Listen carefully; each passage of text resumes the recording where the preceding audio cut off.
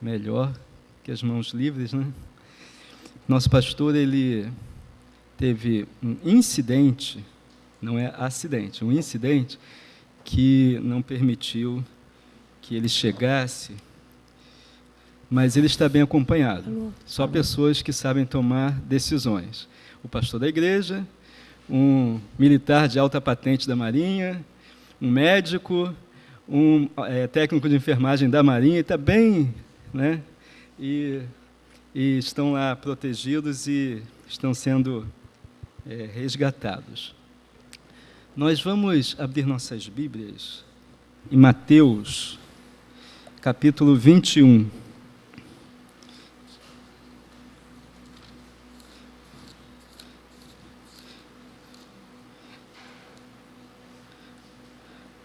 Mateus 21, de 28 a 32.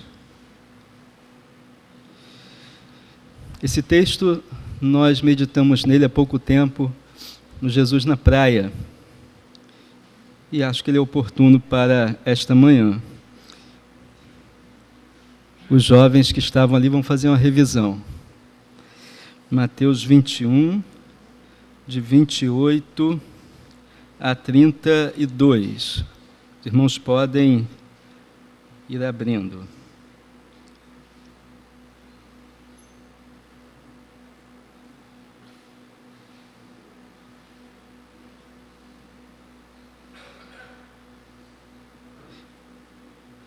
Mateus 21, 28 a 32. Diz assim a palavra de Deus: Mas que vos parece? Um homem tinha 2 filhos.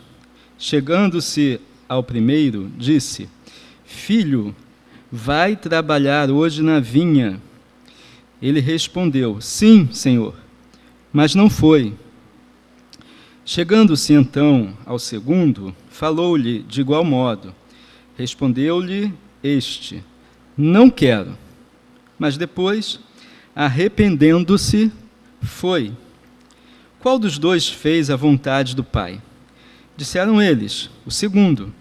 Disse-lhe Jesus: Em verdade vos digo que os publicanos e as meretrizes entram adiante de vós no reino de Deus. Pois João veio a vós no caminho da justiça, e não lhe destes crédito, mas os publicanos e as meretrizes lhe deram. Vós, porém, vendo isto, nem depois vos arrependestes para crerdes nele. O assunto gira em torno de obediência e autoridade. Obedecer é sujeitar a sua vontade à vontade de outro. É renunciar à sua vontade para obedecer, para fazer a vontade de outro. A submissão, ela tem uma relação com a dependência também. Nós, quando dependemos, nos sujeitamos. Tanto que quando as pessoas se percebem não dependendo de quem elas se sujeitavam, normalmente se insurgem, porque costuma haver uma relação de dependência entre quem se sujeita e quem tem a autoridade. Muito bem. Aqui, Jesus teve a sua autoridade questionada. Eu percebo que há pelo menos 2 tipos de autoridade. Há uma autoridade que é inerente e há uma que é adquirida. A inerente é aquela que a própria condição da pessoa lhe dá, porque Deus, o absoluto, concedeu isso. A adquirida, ela é recebida de outras pessoas iguais a ela, lhe concedem autoridade. As eleições são isso. Uma pessoa igual a nós vai receber a autoridade dada por nós. É uma autoridade adquirida. No caso aqui, Jesus está sendo questionado sobre quem lhe deu autoridade. Quem lhe deu autoridade? E será que Jesus precisava defender a sua autoridade? Ou ela é inerente, absoluta, em relação aos seres humanos, né? Então, nós vemos isso, por exemplo, essa questão da autoridade, em relação aos pais. os pais têm autoridade sobre os filhos. Os pais, quero dizer, pai e mãe. Os pais têm autoridade sobre os filhos, a autoridade que é dada por Deus. De maneira que um filho não pode questionar a autoridade do pai, porque não depende dele dar a autoridade ao pai ou reconhecê-la como se dependesse dele, porque é dada por Deus, que é absoluto, que é a autoridade maior. E também, assim como alguns filhos questionam a autoridade dos pais, questionaram a autoridade de Jesus. Jesus mesmo ordenava a obediência. Jesus tinha autoridade. E Jesus, como autoridade, ele ordenou algumas coisas interessantes, como, por exemplo, o amor, né? Jesus, ele ordenou o amor pela sua autoridade. Deixem esse texto de Mateus marcado, vamos dar uma olhadinha em João 14, 21. João 14, 21 diz assim: aquele que tem os meus mandamentos e os guarda, esse é o que me ama, e aquele que me ama será amado de meu Pai, e eu o amarei e me manifestarei a ele.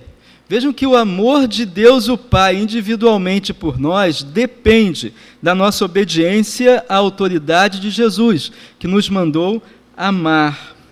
João 13, 34 diz assim: um novo mandamento vos dou, que vos ameis uns aos outros, assim como eu vos amei a vós, que também vós vos ameis uns aos outros. E só para entendermos bem, essa ordenança de Jesus, a nossa autoridade, é em relação aos crentes se amarem uns aos outros. Se amarem uns aos outros, assim como ele nos amou. Bom, lá em Mateus 7, 29, olha como Jesus ensinava. Mateus 7, 29. Porque os ensinava como tendo autoridade, e não como os escribas. Os escribas, eles eram ensinadores, e eles, para apoiarem os seus ensinos, eles faziam referências ou citações, e citavam outros mestres para darem autoridade ao que eles ensinavam. Jesus não precisava disso. Ele ensinava e pronto. Obedeça se quiser e assuma as consequências. Mas ele não precisava apoiar o seu ensino em mestres humanos. Em Mateus 9,6, há uma manifestação da autoridade de Jesus muito importante para nós. Ora, para que saibais que o Filho do Homem tem sobre a terra autoridade para perdoar pecados, disse então ao paralítico: levanta-te, toma o teu leito e vai para a tua casa. Questionaram se Jesus podia perdoar pecados. Vocês não acreditam que eu posso perdoar pecados? Vê se isso aqui é fácil de fazer. E curou, o paralítico. Jesus tem autoridade. Aqui no contexto desse texto que nós lemos, a partir do versículo 23 de Mateus 21, diz assim: tendo Jesus entrado no templo e estando a ensinar, vejam, um parênteses antes, que tinham acontecido várias coisas. Jesus tinha entrado triunfalmente em Jerusalém, e reconheciam a autoridade dele, o reinado dele nessa entrada. Jesus purificou o templo, sem pedir apoio às forças policiais. Ele limpou o templo dos vendilhões.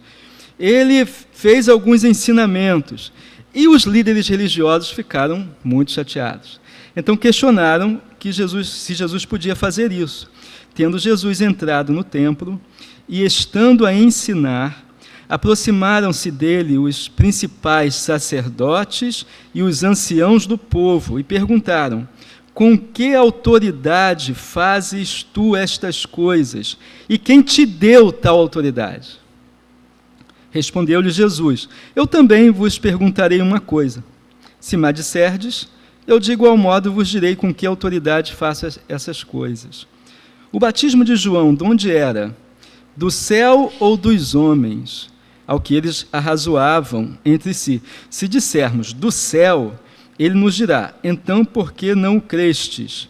Mas se dissermos dos homens, tememos o povo, porque todos consideram João como profeta. Responderam, pois, a Jesus: não sabemos. Disse-lhes ele: nem eu vos digo com que autoridade faço estas coisas. Vejam que Jesus não se dobrou ao questionamento deles, porque Jesus não precisava provar que tinha autoridade. E ele diz: eu não vou responder, só se vocês me obedecerem primeiro. Eu também tenho uma pergunta, se vocês souberem responder. E a pergunta de Jesus desmascarava a autoridade deles, porque era uma autoridade falsa, que dependia do povo reconhecer. E eles, que não reconheciam a mensagem de João Batista, não podiam dizer que a mensagem dele não era do céu, porque temiam o povo. Eles não tinham autoridade, né? E questionando a de Jesus. E Jesus os desmascara. Esse é o contexto onde, em seguida, Jesus conta essa parábola que nós lemos. Jesus, ao ressuscitar e ao se despedir dos discípulos, ele começa a dar a grande comissão assim: foi-me dada toda a autoridade no céu e na terra. E ele recebeu do Pai, né? Ele tem autoridade porque é criador. Irmãos, um Messias que não é o Deus criador, não é o Messias que tem autoridade. Há religiões que querem aceitar Jesus como Messias, mas um Messias que não tem a autoridade de criador. Esse ainda não colocou a fé no Messias verdadeiro. Tem os messiânicos, tem as testemunhas de Jeová, né, que ainda não reconhecem Jesus como Deus. E João capítulo 1 diz: no princípio era o Verbo, e o Verbo estava com Deus, e o Verbo era Deus. Todas as coisas foram feitas por Ele, e sem Ele, nada do que foi feito se fez. E pronto, Ele é o Criador. Então Ele tem autoridade, né? Até Maria reconheceu a autoridade de Jesus. Quando ela quis fazer mediação lá naquela cerimônia de casamento, ela foi e anunciar a Jesus: olha, eles não têm vinho. E Jesus, com todo respeito, disse algo que para nós significa assim: tudo bem, mas fica na sua. Mulher, que tenho eu contigo? No meu ministério, quem age sou eu, né? E aí ela vai àqueles homens e diz: olha, vocês façam o que ele disser. Não vou me meter mais não. Ela reconheceu a autoridade de Jesus. Jesus, os discípulos estavam apavorados, porque iam morrer no mar, na tempestade, e Jesus ordena ao mar para se aquietar, e ao vento para se aquietar, e tudo fica uma bonança de repente. E eles, assustados, falam: quem é este que até o vento e o mar lhe obedecem? Quem é este? A autoridade de Jesus. Questionaram Jesus sobre comer ou fazer o bem no sábado. E Jesus falou: vocês não sabem que Davi entrou no templo no sábado, e por estar no templo não lhe foi imputado pecado, porque ele comeu ali os pães no sábado. Está aqui quem é maior que o templo. Então, estando em Jesus, nós estamos livres até da guarda do sábado da lei, porque ele é maior que tudo isso, e tem autoridade sobre essas coisas, né? Ele fala também que ele é maior que Salomão e Jonas, porque a rainha foi ver Salomão, e vendo a sabedoria, reconheceu. Ele diz que o povo de Nínive só ouviu a pregação de Jonas, testemunhando que ele tinha passado pela baleia, que eles tinham pelo mar, dentro da baleia, que eles tinham que se arrepender. Eles só ouviram sobre arrependimento e creram. E aqueles homens, ouvindo João, não creram. E ele era maior do que Jonas, e eles também não criam. E disse que é maior que Abraão, porque ele é eterno, e Abraão não. Quando é questionado nesse texto sobre sua autoridade, ele conta essa história. Um pai, cuja autoridade é inquestionável para aqueles homens, eles entendem que o pai tem autoridade sobre o filho. Um pai fala a um filho: vai trabalhar hoje na nossa plantação. Ah, tá bom, papai. Mas não foi, né? Isso é terrível, porque é um mentiroso, né? Dissimulado, não quer enfrentar o problema com o pai, eu vou, mas enrola e não vai. É desobediente, porque a obediência não está no falar, mas no fazer, no obedecer de fato. E não foi. Chegou para o segundo, e o segundo foi mais honesto com o seu sentimento. Eu não quero. Mas a obediência é submeter a sua vontade à vontade de quem tem a autoridade. E ele diz, o texto, diz Jesus para eles, que ele se arrependeu. Irmãos, as questões da vida e do nosso relacionamento com Deus dependem de arrependimento. Todas as disputas que estão acontecendo hoje em dia é por falta de reconhecerem a autoridade de Jesus e por falta de arrependimento. Ah, o homossexualismo tem cura, não tem cura, e fica essa disputa, e a questão não é cura, a questão é arrependimento. Ah, mas o aborto, a mulher tem direito a abortar, não tem direito a abortar. Tudo falta de arrependimento.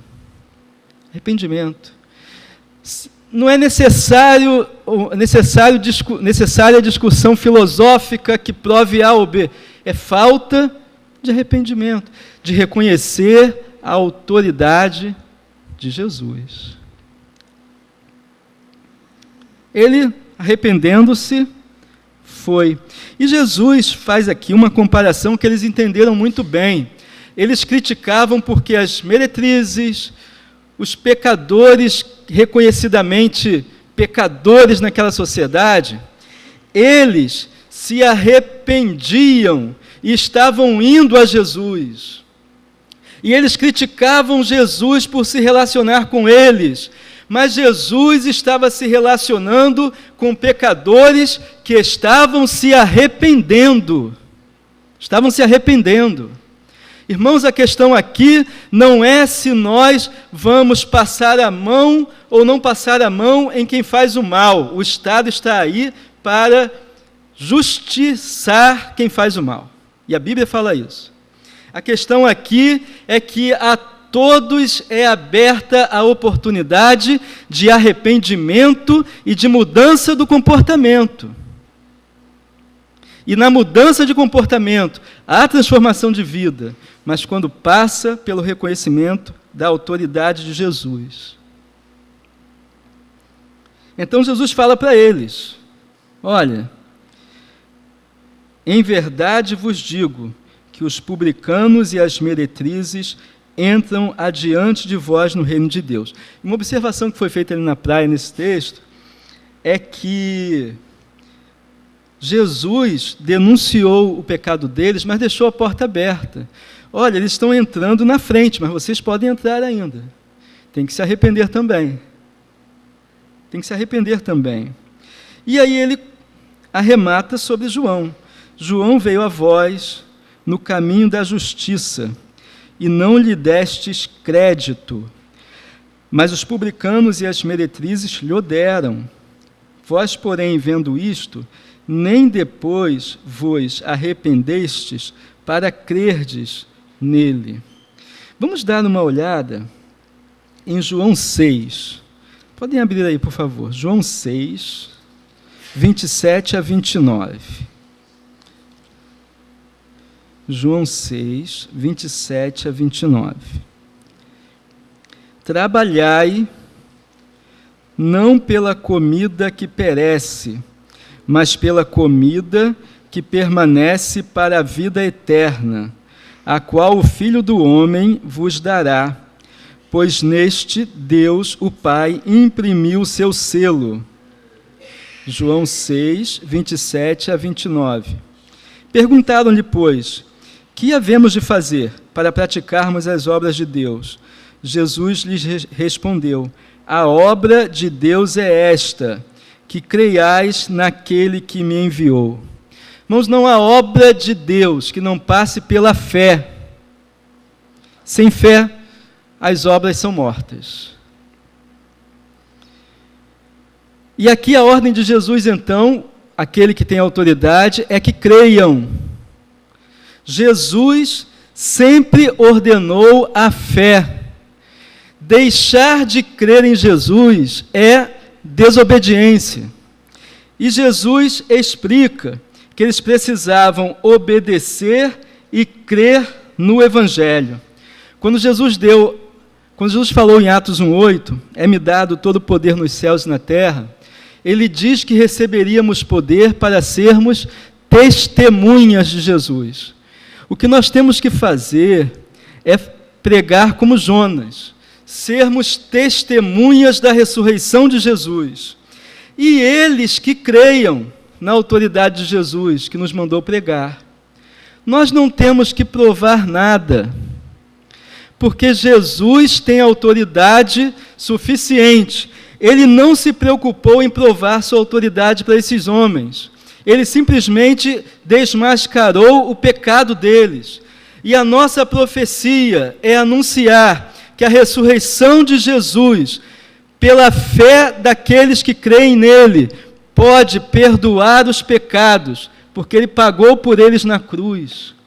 Essa é a nossa mensagem, e ela tem autoridade inerente, porque veio de Deus. E nós não precisamos provar, eles que creiam.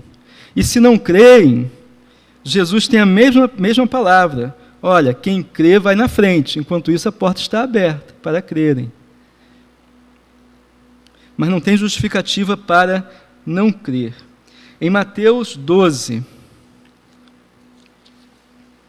38 a 41, diz assim, Mateus 12, 38 a 41. Então alguns dos escribas e dos fariseus, tomando a palavra, disseram, Mestre, queremos ver da tua parte algum sinal, questionando a autoridade de Jesus.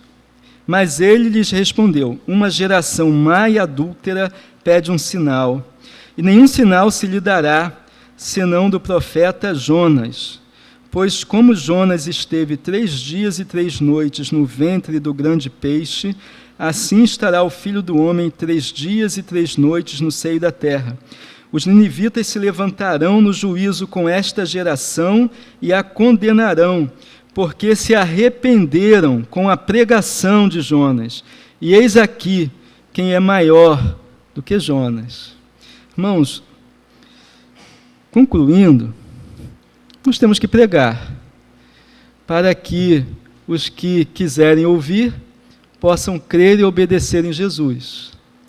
Nós esperamos que Deus nos conceda mais tempos de liberdade para a pregação. Dando ou não, nós temos que pregar mais. Se Deus nos aclarar para a continuidade da liberdade, é para intensificarmos a pregação. Se Deus não permitir que a liberdade continue, é para pregarmos debaixo de perseguição. Mas temos que pregar, porque o mundo precisa ouvir a palavra de autoridade de Jesus, que ele deve ser crido e que deve ser colocada a fé nele, para que os pecados sejam perdoados. Devolvo a palavra à direção do culto.